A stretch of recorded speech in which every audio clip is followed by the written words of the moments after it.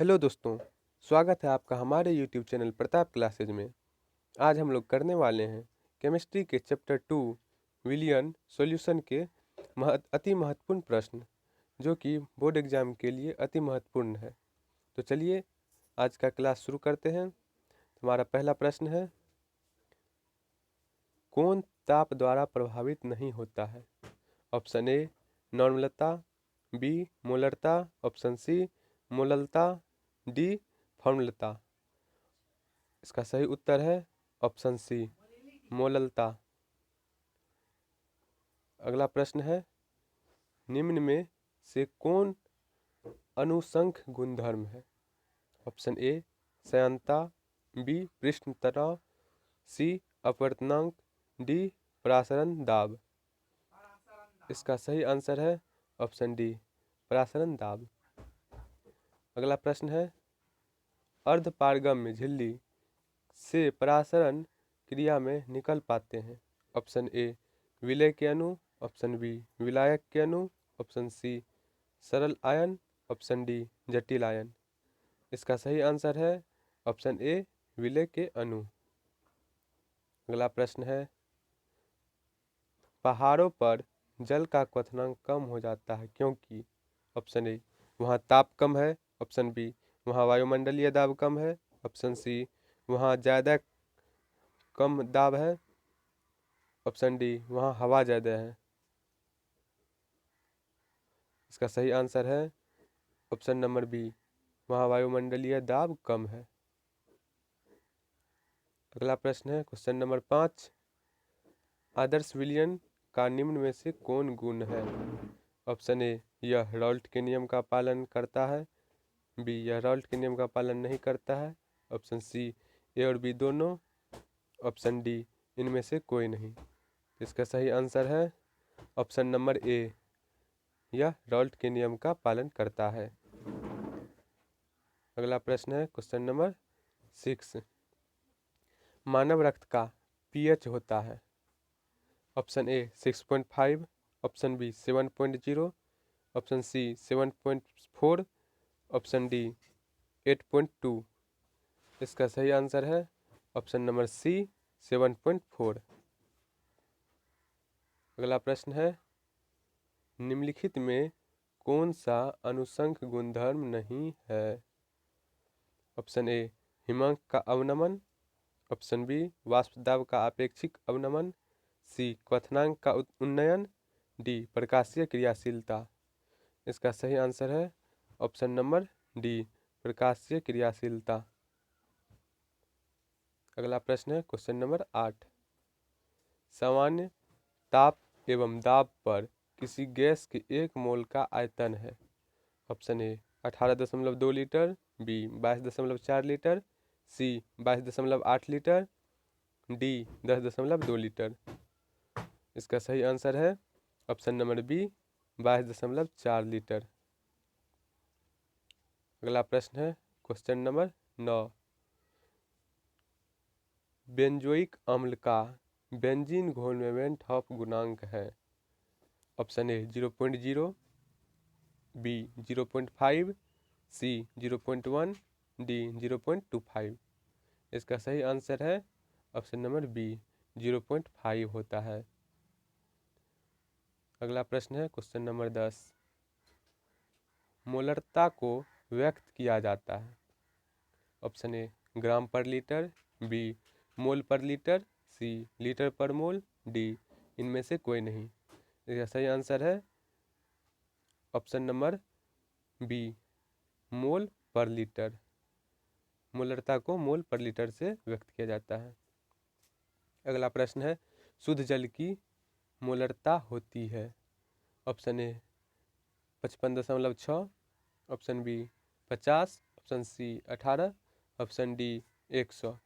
इसका सही उत्तर है आंसर ऑप्शन नंबर ए 55.6। शुद्ध जल की मोलरता 55.6 होती है।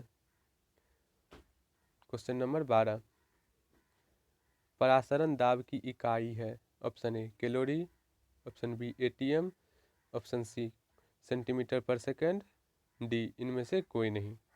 इसका सही उत्तर है एटीएम, ऑप्शन नंबर बी अगला प्रश्न है क्वेश्चन नंबर 13, विद्युत अपघट्य का उदाहरण है।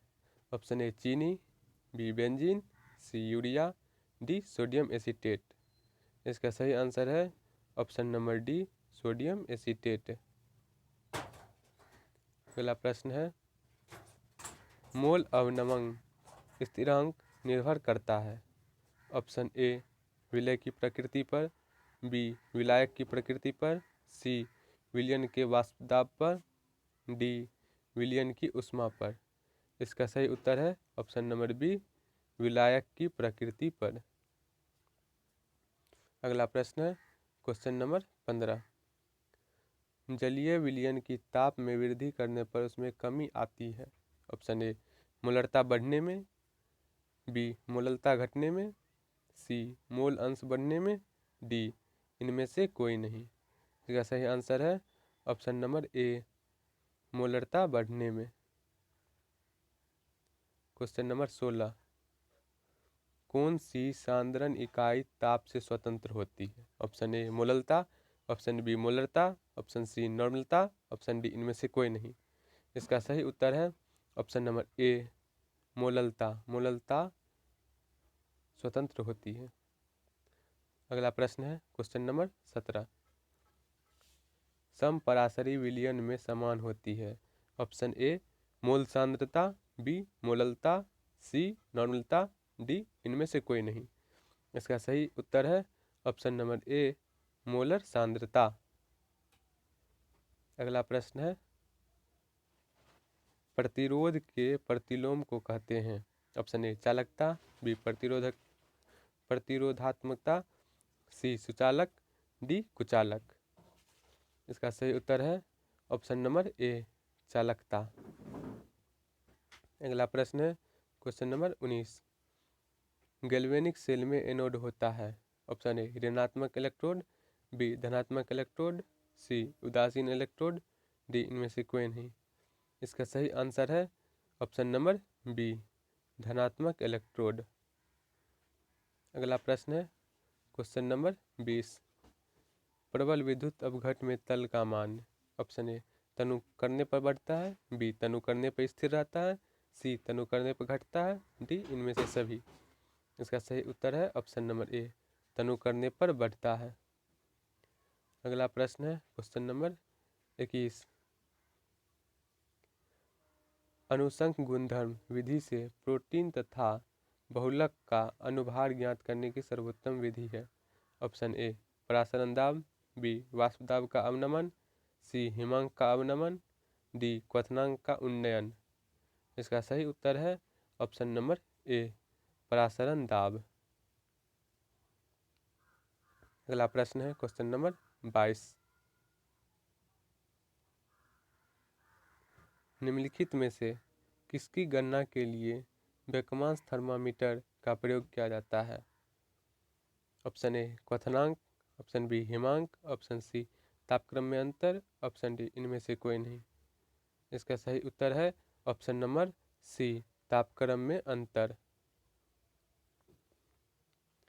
अगला प्रश्न है क्वेश्चन नंबर 23, वाष्प घनत्व का आपेक्षिक अवनमन समानुपाती होता है। ऑप्शन ए घुली के मोल प्रभाज, ऑप्शन बी घोलक के मोल प्रभाज, सी घोलक के मोललता, डी इनमें से कोई नहीं। इसका सही आंसर है ऑप्शन नंबर ए घुली के मोल प्रभाव। अगला प्रश्न है क्वेश्चन नंबर 24, 27 डिग्री सेल्सियस पर 1 एम का परासरण दाब है। Option A 2.46 ATM, B 24.6 ATM, C 1.21 ATM, D 12.1 ATM। इसका सही उत्तर है ऑप्शन नंबर बी 24.6 ATM। अगला प्रश्न है क्वेश्चन नंबर 25, शुद्ध जल की मोलरता कितनी होती है। Option A 55.55, B 44.44, C 11.01, D 0.5। इसका सही उत्तर है ऑप्शन नंबर ए 55.55।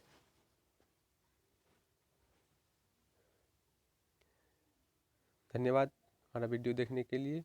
अगर आपको अच्छा लगा हो तो प्लीज़ इसे लाइक और सब्सक्राइब ज़रूर करें। अगर आपने अभी तक बेल आइकन बटन नहीं दबाया है तो उसे भी दबा दें ताकि हमारा वीडियो सर्वप्रथम आपको मिले। Thank you.